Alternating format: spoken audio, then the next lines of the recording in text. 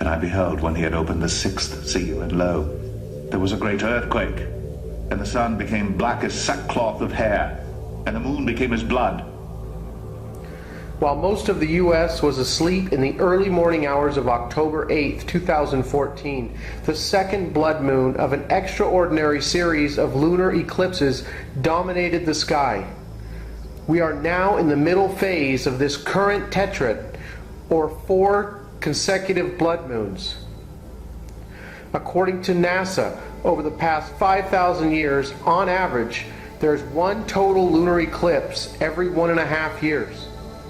The current tetrad is rare. Number 62 in the past 2,000 years. And there will not be any more in the 21st century. But there is something at work here that makes this group of blood moons very rare.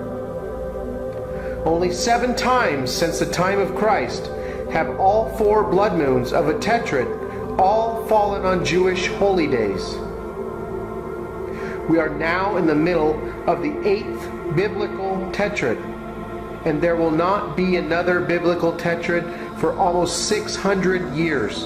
And there shall be signs in the sun, and in the moon, and in the stars, and upon the earth distress of nations, with perplexity, the sea and the waves roaring, men's hearts failing them for fear, and for looking after those things which are coming on the earth, for the powers of heaven shall be shaken. And then shall they see the Son of Man coming in a cloud with power and great glory. And when these things begin to come to pass, then look up, and lift up your heads, for your redemption draweth nigh.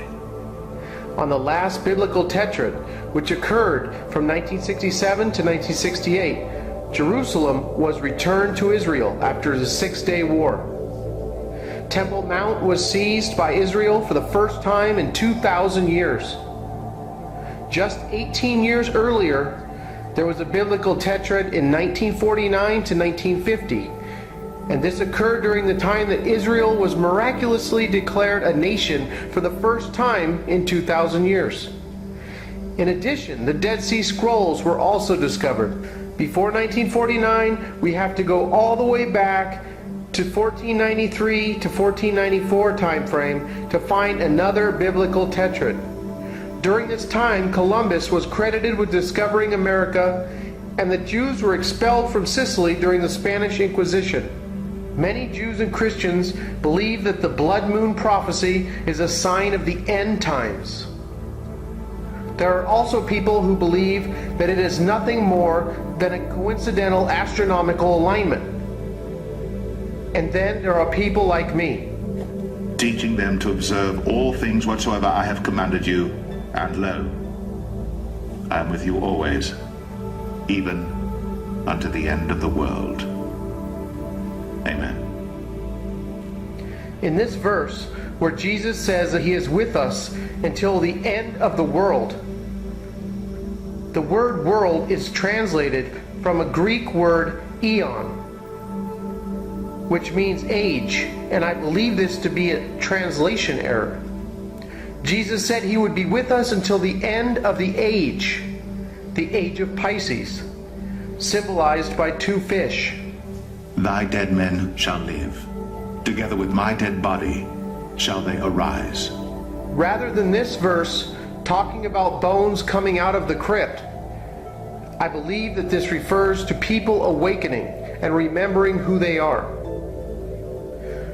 When asked by his disciples about preparing for the Passover, Jesus said the following. And he said unto them, Behold, when you are entered into the city, there shall a man meet you, bearing a pitcher of water. Follow him into the house where he entereth in. The symbol for Aquarius is a man carrying a pitcher of water.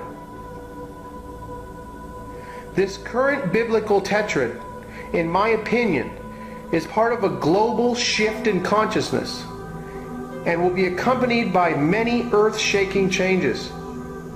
We are in the apocalypse, which simply means the lifting of the veil. December 21st, 2012 was not a single-day event. It marked a time period of transition. a period in time also marked by the Hindus with the Kali Yuga, Saint Malachi's Pope prophecy, the Hopi prophecy of the coming fifth world, the prophecy of Hermes Trismegistus, the Zoroastrian prophecies, the age of meeting ourselves again that the Incas talked of, and the Kala Chakra teachings of the Tibetan predicting the coming of the Golden Age.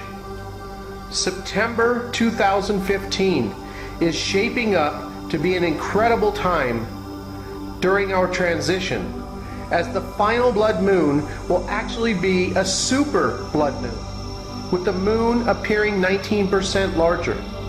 As we continue barreling towards September 2015, there will be a part 2 to this video where you will hear about the Shemitah and how that is likely to impact us leading up to September 2015. We are in for the ride of a lifetime, everyone, as the transition from the age of believing to the age of knowing continues. Oh no, wait a minute. I detect some New Age mumbo jumbo here. My church warned me about this.